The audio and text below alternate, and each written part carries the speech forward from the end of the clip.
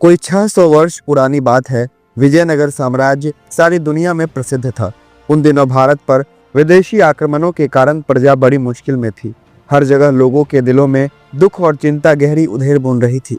पर विजयनगर के प्रतापी राजा कृष्णदेव राय की कुशल शासन व्यवस्था, न्यायप्रियता और प्रजावत्सलता के कारण वहां प्रजा बहुत खुश थी।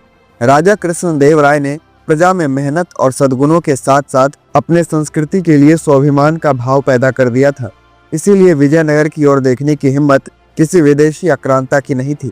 साथ ही वहां के लोग साहित्य और कलाओं से प्रेम करने वाले तथा परिहास प्रिय थे।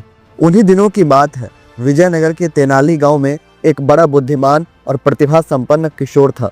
नाम था रामलिंगम। वो बहुत हंसोड़ था, हाजिर जवाब था। उसकी हास्यपूर्ण बातें और मजाक तेनाली गांव के लोगों को खूब आनंदित करते थे। रामलिंगम खुद ज्यादा हंसता नहीं था, पर धीरे से कोई ऐसी चतुराई की बात कहता कि सुनने वाले लोग हंसते हंसते लोटपोट हो जाते थे।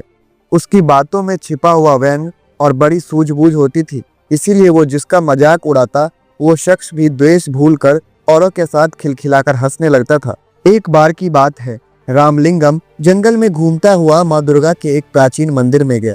उस मंदिर की मान्यता थी और दूर दूर से वहां लोग माँ दुर्गा के दर्शन करने आते थे। रामलिंगम भीतर गया तो माँ दुर्गा की अद्भुत मूर्ति देखकर मुग्ध हो गया। माँ के मुखमंडल से प्रकाश फूट रहा था। रामलिंगम की मानो समाधि लग गई। फिर उसने माता दुर्गा को प्रणाम किया और चलने लगा। तभी अचानक उसके मन में एक बात खटक गई। माँ दुर्गा के 4 मुख और 8 भुजाएं थी। इस पर उसका ध्यान गया और अगले ही पल उसकी बड़ी जोर से हंसी छूट गई। देखकर माँ दुर्गा को बड़ा कौतुक हुआ। वह उसी समय मूर्ति से बाहर निकल कर आई और रामलिंगम के आगे प्रकट हो गई। बोली, बालक, तू हंसता क्यों है? रामलिंगम ने माँ दुर्गा को साक्षात सामने देखकर एक पल के लिए तो सहम गया।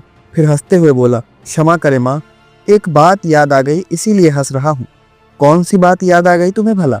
माता ने पूछा। इस पर रामलिंगम ने हंसते हंसते जवाब दिया, माँ, सिर्फ एक ही नाक है, पर जुकाम जब भी आता है तो मुझे बड़ी मुसीबत आती है। पर आपके तो 4 मुख हैं और उसमें 4 नाक और भुजाएं भी 8। तब तो जब जुकाम आता होगा तो आपको और भी ज्यादा मुसीबत झेलना होता होगा। रामलिंगम की पूरी बात सुनने से पहले ही माँ दुर्गा खिलखिलाकर हंस पड़ी। बोली, हट पगले, तू माँ से भी मजाक कर लेता है। और माँ ने हंसते हुए कहा, पर आज मैं समझ गई हूँ कि तुझमें हास्य की बड़ी अनोखी सिद्धि है।